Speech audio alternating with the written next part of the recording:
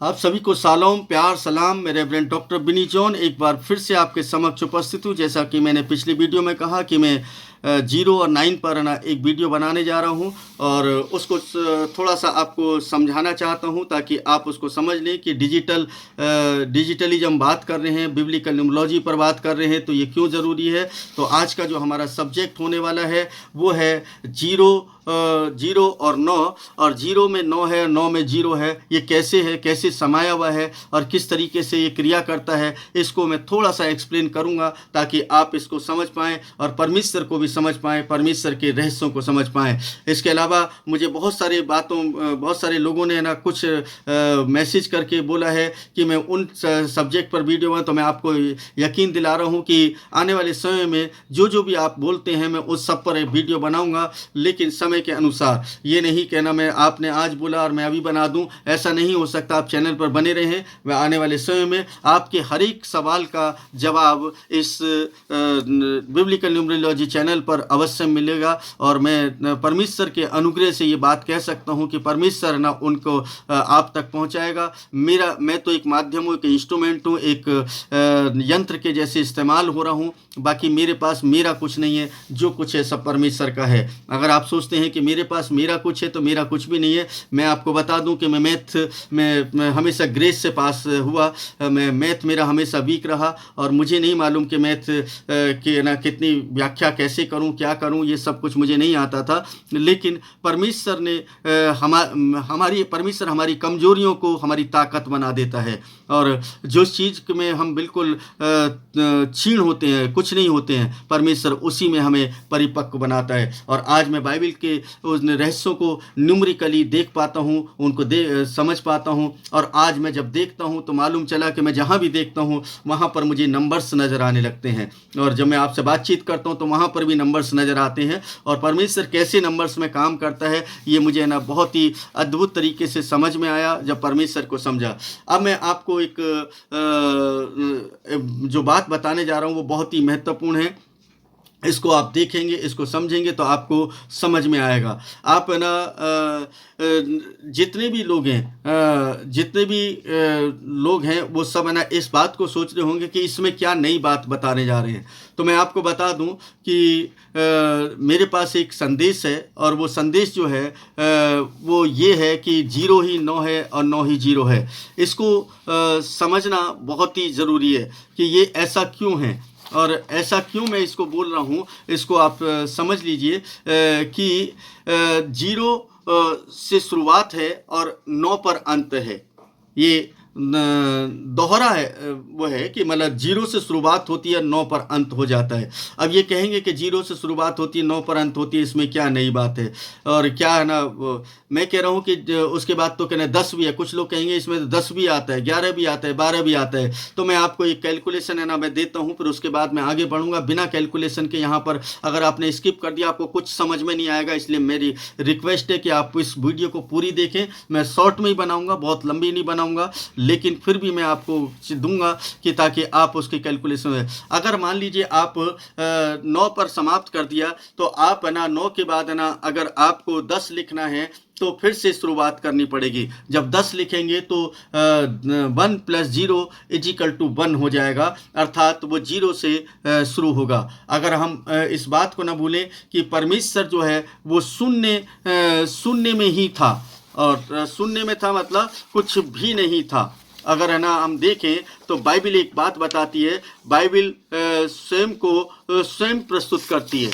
Bible जो है स्वयं को क्या करती है, परमेश्वर जो है अपने आप को बाइबल के अंदर स्वयं को शून्य प्रदर्शित कर रहा है। और ये जो है बाइबल की पहली जो आयत है, जो पहली आयत परमेश्वर ने क्या किया, पृथ्वी और आकाश की सृष्टि की। उसके बाद दूसरी आयत है, वहाँ पर ना वो कहता है कि सब कुछ शून्य था, कुछ भी नहीं था। जैसा कि मैं आपको बता दूं कि शून्य जो है बाइबल के अंदर डायरेक्टली नहीं आया है, उसको अलग अलग तरीके से प्रस्तुत किया। शून्य अनुपस्थित है, किंग जेम्स वर्जन में भी है ना आपको शून्य नहीं मिलेगा, और लेकिन इसका उपयोग अन्य शब्दों के द्वारा किया गया है। जैसे कि मैंने शून्य के ऊपर जब एक वीडियो बनाई थी तो उसके अंदर मैंने बताया है कि उसकी जगह नन शब्द इस्तेमाल किया गया है, जो कि इसका मतलब है कोई नहीं, 358 बार किया गया है। नथिंग कुछ नहीं 225 बार किया गया है। एम्प्टी किया गया है, शून्य के लिए ये शब्द इस्तेमाल किए गए हैं। एम्प्टी 38 बार किया गया है। और नॉट जो है ये शून्य है, इसको भी शून्य बोलते हैं। नॉट मतलब 36 बार किया है। और वाइट जो है ये बिल्कुल 24 बार किया गया है, ये भी शून्य के लिए इस्तेमाल किया जाता है। तो इस तरीके से आप देखते हैं कि यहाँ पर आप पाते हैं कि शून्य के लिए जो कुछ शब्द इस्तेमाल किए गए हैं वो ये हैं।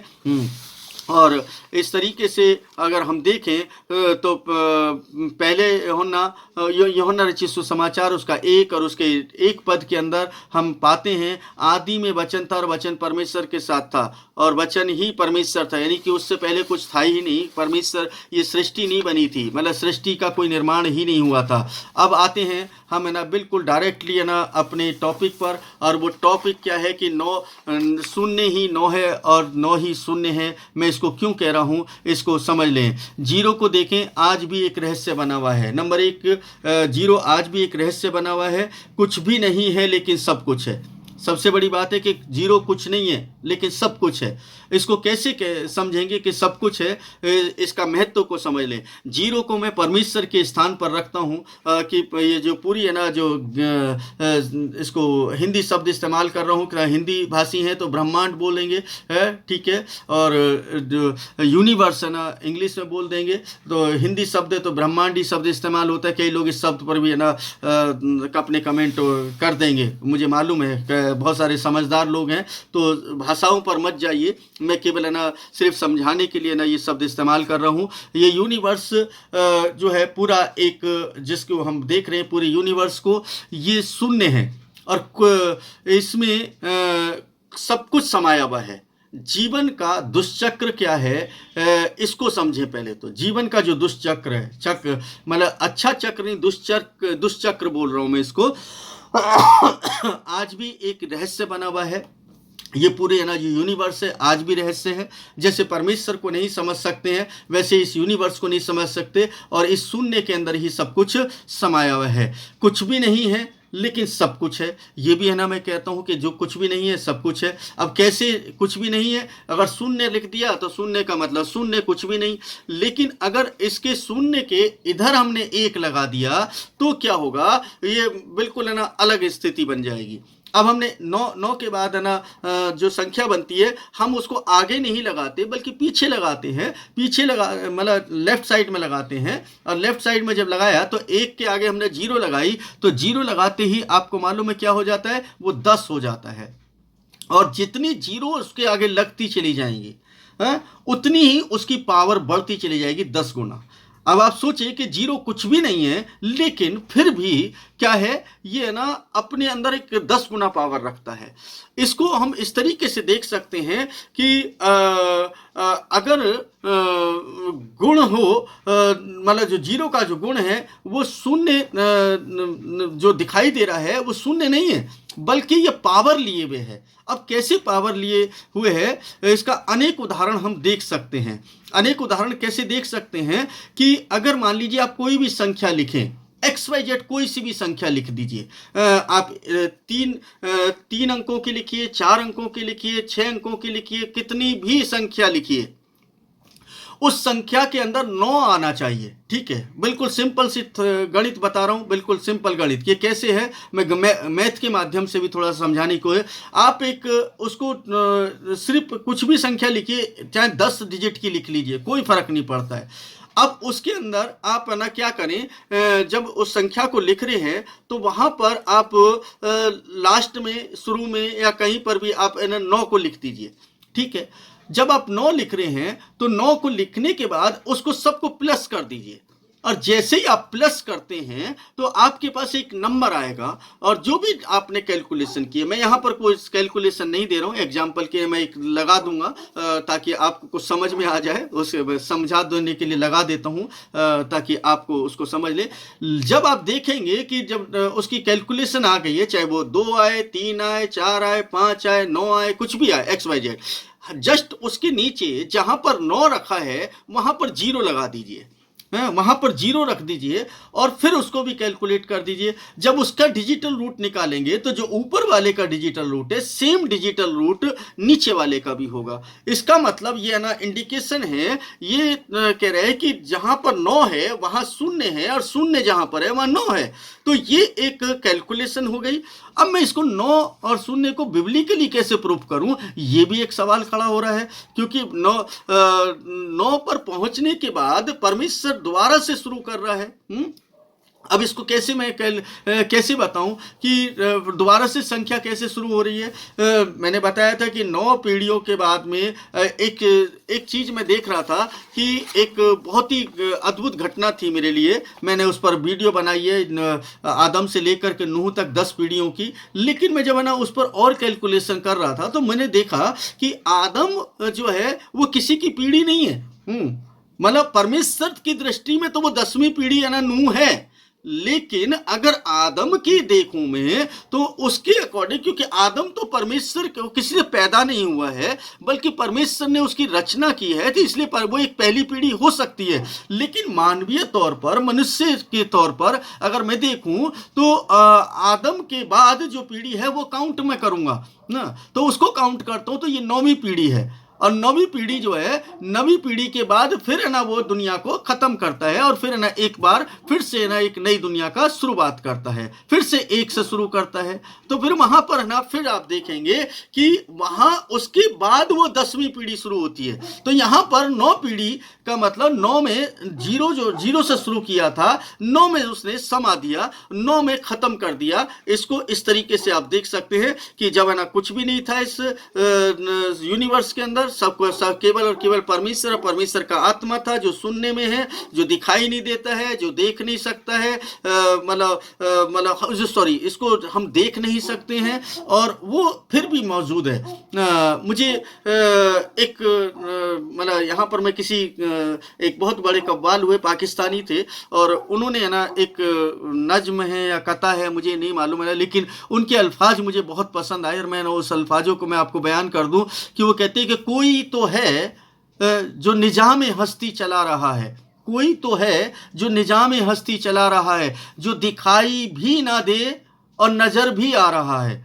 मतलब एक वो कोई तो है जो इस पूरी निजाम हस्ती को यानी पूरी दुनिया को चला रहा है, जो दिखाई भी ना दे लेकिन नजर भी आता है क्योंकि उसके काम दिखाई देते हैं। तो इसी तरीके से सुनने को हम देख नहीं सकते, लेकिन जब 9 में आते हैं तो उसको देख सकते हैं। 9 नंबर में जब आ जाते हैं तो इसको देख सकते हैं, क्योंकि वो प्रत्यक्ष रूप में एक के बाद 2 3 4 5 6 7 8 तक कार्य हुए, 9 में भी कार्य हुए, और जैसे ही 9 में कार्य हुए वो समाप्त हो गया। मैंने पिछली वीडियो में बताया था 9 जो है विध्वंस की भी संख्या है और ये समाप्ति की भी संख्या है, अंतिमता की भी संख्या है। जब 9 नंबर की वीडियो में जाएंगे तो आपको मालूम चलेगा कि वहां पर मैंने इसका एक्सप्लेन किया है कि 9 अंक जो है अंतिमता का अंक है, यानी अंतिम न्याय का अंक है। उसके बाद फिर से पुनरावृत्ति शुरू होती है, फिर से ना वहां पर एक 0 लगती है और उसके बाद शुरू होती है, यानी फिर से एक 0 लगा करके उसको शुरू किया जाता है। और इस तरीके से आप देखें कि वहां पर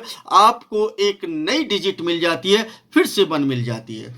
0 + 1 यानी कि कितना हो गया, 1 हो गया, और फिर ना एक और जोड़ देंगे 1 के आगे तो फिर 2 हो जाएगा, 11 का 2 हो जाता है। और इसी तरीके से देखें पूरे यूनिवर्स को देखें तो यह ना हमें शून्य के जैसे दिखाई देता है। हमारे चंद्रमा को देखें तो वह शून्य के जैसे दिखाई देता है, सूरज को देखें तो ये शून्य के जैसे दिखाई। अब शून्य जहां पर दिखाई दे रहा है तो इसका एक सर्कल बनता है, और ये सर्कल जो है ये 360 डिग्री का होता है। 360 डिग्री मतलब इसको जब कैलकुलेट करेंगे 3 + 6 = 9, यानी कि 9 हो गया। अब ये 9 नंबर जो है ये क्या है, शून्य को दिखा रहा है कि 9 में ही शून्य समाया हुआ है और शून्य ही 9 में से। इतना ही नहीं, अगर आप वर्गाकार, आयताकार, त्रिभुज, चतुर्भुज, यानी कि हिंदी में बोल रहा हूँ मैं इसलिए क्योंकि ताकि बहुत सारे जो मेरे जो सुनने वाले हैं वो बहुत हिंदी समझते हैं, वो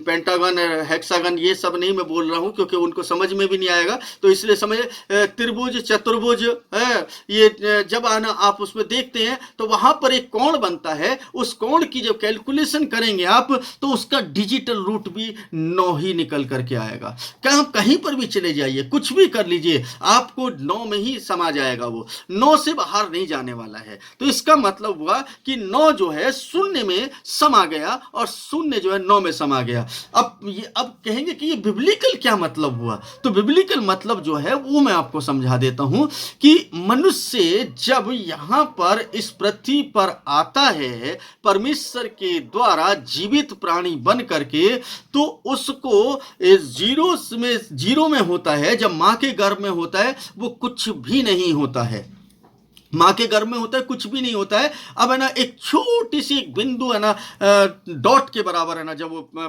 बच्चा बनता भी नहीं है तब है ना एक मात्र एक डॉट के बराबर है ना उसका अंश होता है, और ये जो डॉट के बराबर अंश है ये धीरे धीरे करके विकसित होता है और विकसित होता है। आप 40 नंबर की वीडियो है ना मेरी देखना, तो वहां पर आपको मिलेगा कि 40 नंबर में मेरे बच्चे के डेवलपमेंट के बारे में कैसे बताया है, बयान किया है, मेडिकली उसको कैसे प्रूफ किया है। और मैं अकेले नहीं बल्कि ना बहुत सारे जो डॉक्टर्स लोग हैं उन्होंने भी है ना उसको अप्रिशिएट किया और है ना उन्होंने कहा कि आपने जो कैलकुलेशन दी है वो बहुत बेस्ट है और है ना ये बिल्कुल फैक्ट है, इसमें कोई दो राय नहीं है। तो इसका मतलब है कि परमेश्वर नंबर्स में काम कर रहा है। तो वहां पर देखिए शून्य से शुरू होता है, जैसे जैसे बच्चा बड़ा होता है, अब वो 9 महीने के अंदर वो बच्चा क्या होता है, वो कंप्लीट हो जाता है। अब कंप्लीट हो गया तो 0 से 9 तक वो बढ़ा। अब आप देखें कि 0 से शुरू हुआ था, वो शून्य से शुरू हुआ था, कुछ भी नहीं था, और वो कितना कितना बड़ा हो गया, मतलब 9 महीने का बच्चा बन गया। अब 9 महीने का जैसे ही वो बच्चा है ना होता है, वो डिलीवर होता है, बच्चा पैदा हो जाता है, और जैसे ही बच्चा पैदा हुआ अब है ना उसकी क्रिया जो है अब शुरू होती है दुनियावी क्रिया। अब दुनियावी क्रिया शुरू होती है तो वो शून्य से निकल करके 9 में आया। अब उसकी जो शुरुआत है वो शुरुआत से होगी। अब उसकी जो पैदा हुआ है, अब वो उसका पहला दिन हो गया, फिर दूसरा दिन हो गया, तीसरा दिन, चौथा दिन, पांचवा दिन, छठा दिन, और इस तरीके से 7वां, 8वां, 9वां, पहला साल बीता, दूसरा साल बीता, फिर इस तरीके से उसकी साल है ना बीतते चले जाते। अब वो कितने वर्ष तक जीवित रहेगा, ये 1 से 9 में ही आएगा। कितने वर्ष तक वो जीवित रहना है उसको, ये ना उसने परमेश्वर ने डिसाइड कर रखा है कि किस उम्र में जाकर के उसको क्या होना है, इस दुनिया से मुझे वापस लेना है, किस दुनिया से इस दुनिया से मुझे इसको उठा लेना है। उसने एक समय ठहरा दिया, क्योंकि जन्म का समय है, मृत्यु का समय है। अब इस 1 से 9 के बीच में कुछ उतार चढ़ाव है। अब देखिए ना वो ना बिब्लिकल जो नंबर्स मैंने आपको बताए थे 1 2 3 4 5 में जब आप देखेंगे जाएंगे तो आपके उनके स्वभाव है, मतलब जब है ना ये परिस्थितियां उनके जीवन के अंदर आती हैं, कोई उतार होता है, कहीं चढ़ाव होता है, कहीं अच्छा होता है, कहीं बुरा होता है, कहीं ना खुशी होती है, कहीं गम होता है। ये सब उसी पैटर्न पर चल रहा होता है, और ये पैटर्न जो है उसके जीवन भर चलता है, और ये परमेश्वर डिसाइड करता है, ये आप डिसाइड नहीं करते, मैं डिसाइड नहीं करता। अब इसको मैं एक्सप्लेन इस तरीके से करूंगा। फाइनली मैं समाप्ति पर हूं, क्योंकि अगर मैं शुरू हो गया तो बहुत ज्यादा ना लंबा चला जाएगा, क्योंकि जब है ना कहीं पर ना बात डिस्कशन होता है या कहीं पर ना मैं डिबेट में जाता हूं तब है ना वहां पर ये सब चर्चाएं करता हूं। लेकिन ये जो महत्वपूर्ण बात है वो ये है कि अब इसको देखें, मूसा का मैंने बताया था कि मूसा की लाइफ में एक दो उदाहरण ही मैं दे रहा हूं, इसके ज्यादा नहीं देने वाला हूं। मूसा की लाइफ में क्या है कि नंबर 40 ना इस्तेमाल कर, उसको 40 साल तक उसने अपनी ऐश की जिंदगी जीनी थी, मतलब उसने जो कुछ जीना था अच्छे से जिया उसने, मतलब सारी है ना चीजें उसको सुविधाएं मिली। लेकिन 40 साल के बाद वो क्या करता है, वो है ना ऐसी दुख में जीवन को जीता है कि उसकी जिंदगी है ना बिल्कुल है ना परेशानी वाली है। किसी के यहाँ नौकर के जैसे रह रहा है, मतलब अपने ससुराल में रह रहा है लेकिन नौकर के जैसे रह रहा है। उसके बाद फिर से 40 साल का ना एक उसका पीरियड चलता है, तो 40 साल के बाद वो फिर से है ना वो शुरू हो जाता है, तो 40 साल के लिए, और इस तरीके से उसका जीवन समाप्त समाप्त हो जाता है। अब किसी भी नबी को उठा करके देख लीजिए, आप यूसुफ का जिक्र ना कर जरूर है ना करिए। यूसुफ के बारे में आप देखिए, यूसुफ पैदा होता है, एक अच्छे घर में पैदा होता है, सब कुछ अच्छा है, सारी बातें अच्छी हैं। अब परमेश्वर ने उसके लिए ठहरा रखा है, परमेश्वर ने क्या ठहरा रखा है कि वह ना अच्छे से रहेगा, भाइयों के साथ उसका अच्छा संबंध है। लेकिन क्या होता है, उसके भाई है ना, जब वो अच्छे कर्म करता है, अच्छी विचारधारा रखता है, तो उसके भाई उससे जलन रखने लगते हैं। और ठीक उसी तरीके से जैसे आज भी सेम होता है, जब अच्छी विचारधारा रखेंगे तो लोग आपसे जलन रखने लगेंगे। और फिर क्या होता है, उसके भाई जो है उसको मार डालना चाहते, उसको गड्ढे में फेंक देते हैं। और फिर है ना, लेकिन फिर से है ना क्या होता है कि एक भाई कहता है नहीं है ना, इसको हमें नहीं मारना चाहिए, हमारा भाई है, हमारा खून है। उसको उठा करके वो बेच देते हैं, और बेचने के बाद वो वहां पर चला जाता है। वहां जा करके उसको और परेशानी हो जाती है, वो है ना कैद में डाल दिया जाता है, नौकर बन जाता है, गुलाम बन करके रहता है। लेकिन परमेश्वर ने फिर से उसके जीवन के अंदर एक चीज ठहरा रखी थी, फिर है ना उसने उसको ऊंचे पर लेकर के जाना शुरू किया। और वो एक दिन आया कि वो प्रधानमंत्री बन गया, मतलब मिस्र में जाकर के वो इतनी बड़ी ओहदे पर पहुंच गया। तो ये परमेश्वर ने डिसाइड कर रखा था, ये आप डिसाइड नहीं करेंगे, मैं डिसाइड नहीं करूंगा। परमेश्वर जब पैदा करता है तब ना उसको, यूसुफ को पैदा किया तो उसके बारे में पता था कि उसको क्या क्या करना है। यीशु मसीह जब पैदा हुए उसके बाद उसके पूरे जीवन के अंदर क्या करना है, 1 से लेकर 9 तक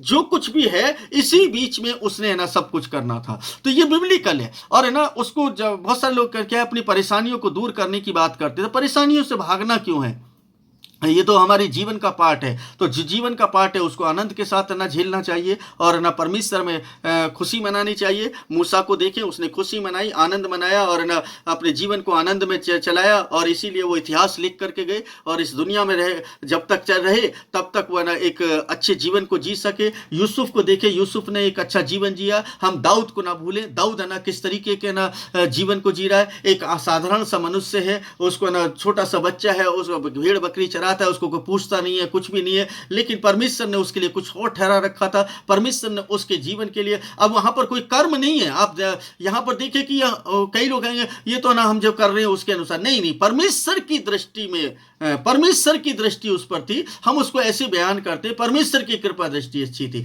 तो कहने का मतलब परमेश्वर ने ना उसके जीवन में ठहरा रखा था कि क्या क्या क्या होना है। अब परमेश्वर ने ना उसको क्या करना था, साउल तक पहुंचाना था, साउल का ना दामाद बनाना था। साउल जो है उसका दुश्मन भी बन जाता है, मौत के मुंह में ना चला जाता है, बहुत बुरी कंडीशन में रहता है। लेकिन एक दिन आता है कि वो इसराइल का राजा बन जाता है, यहूदा का राजा, इसराइल का राजा। और पूरे इसराइल राष्ट्र में, यहूदा के राज्य में वो है ना एक पहला राजा ऐसा हुआ जो परमेश्वर के साथ और दुनिया की तमाम है ना उस ताकत के साथ उसने अपने जीवन को चलाया, और है ना परमेश्वर में अपने जीवन को अच्छे से चला पाया। तो कहने का मतलब शून्य जो है वो 9 को इंडिकेट करता है, 9 जो है उस शून्य को इंडिकेट करता है। कई लोग कहेंगे इसमें 9 और शून्य कहां से आ गया। तो मैं आपको बता दूं कि जब है ना आप कोई भी ऐसी बात करते, डिस्कशन करते ना, तो वजी जो उसको गंभीरता से लेंगे तो समझ आएगा, अन्यथा आपको कुछ नहीं समझ आएगा। क्योंकि हम मूर्ख बन करके बहुत कुछ सीख सकते, बुद्धिमान बन करके कुछ नहीं सीख सकते। क्योंकि कल ही मैं एक जगह पर ना गया था, वहां पर ना टीचिंग दे रहा था कि अपनी दृष्टि में हम बुद्धिमान ना बने। जो लोग अपनी दृष्टि में बुद्धिमान होते हैं, वास्तव में सही बात तो यह है अपने जीवन में कोई भी बुद्धिमानी का काम करते ही नहीं। अगर बुद्धिमानी का काम, अगर वो इतने बुद्धिमान होते हैं वो लोग, तो वास्तव में वो लोग अपनी परेशानियों का, अपनी समस्याओं का, अपने उलझनों का समाधान वो निकाल सकते हैं। फिर क्यों है ना अपने जीवन को है ना कहते हैं मेरे जीवन में ये परेशानी और ये परेशानी। इसका मतलब है कि कुछ ना कुछ तो परमेश्वर ने ठहरा रखा है, और जो परमेश्वर ने ठहरा रखा है उसको आप अलग नहीं कर सकते। तो शून्य से शुरू होता है और 9 में खत्म हो जाता है, और 9 के बाद फिर से पुनरावृत्ति शुरू होती है। अब ये जो बीच के जो अंक हैं, 1 से लेकर के 9 के बीच में जो है 9 तक, मतलब 1 से लेकर के 9 तक, शून्य से लेकर के बाद जो शुरू होते हैं 9 अंक, ये 9 अंकों के बीच में ही हर मनुष्य के जीवन के अंदर एक पड़ाव आते हैं, और वो पड़ाव जो हैं उसी पड़ावों को है ना हमें समझना होता है। इसीलिए मूसा कहते हैं हमें अपने दिन गिनने की समझ दें, हमें अपने दिन गिनने की समझ दे। अब है ना कौन से दिन है ना, क्या दिन की, इन्हीं दिनों की बात कर रहा है वो। और क्योंकि मूसा को व्यवस्था पता है, मूसा को है ना ये सारा है ना तोरा पता है उसको। मूसा परमेश्वर से वार्तालाप करता है, परमेश्वर के भेद की बात है। इसके इन सब बातों को हम समझते हैं तो समझ में आता है कि परमेश्वर वास्तव में कुछ नया कर रहा है और कुछ अच्छा कर रहा है। तो इसलिए परमेश्वर के साथ बने रहें और परमेश्वर की महिमा करें। और मैं बहुत कुछ ना इस पर दे सकता था, लेकिन मैं इसको ज़्यादा ना एक्सप्लेन नहीं नहीं करना चाहता हूँ, क्योंकि शॉर्ट में ना मैंने बता दिया है एक्सप्लेन करने के लिए जब कभी मैं किसी सेमिनार में होता हूँ या कोई ना टीचिंग के लिए जाता हूँ तब इसको ज़्यादा एक्सप्लेन कर पाता हूँ, क्योंकि छोटी वीडियो में ज़्यादा एक्सप्लेन नहीं कर सकता। एक एक चीज़ को एक्सप्लेन करने के लिए थोड़ा सा समय लगता है, और जब है ना कभी ऐसा समय मिला तो मैं अवश्य ना आप मेरे साथ संगति करेंगे, तो है ना प्रभु के से प्रार्थना करिए कि कभी है ना ऐसा अवसर मिले कि है ना हम लोग आपस में बैठ करके संगति कर सके, एक सभा कर सके, ताकि परमेश्वर की महिमा हो सके। परमेश्वर आप सभी को आशीष और बरकत दे,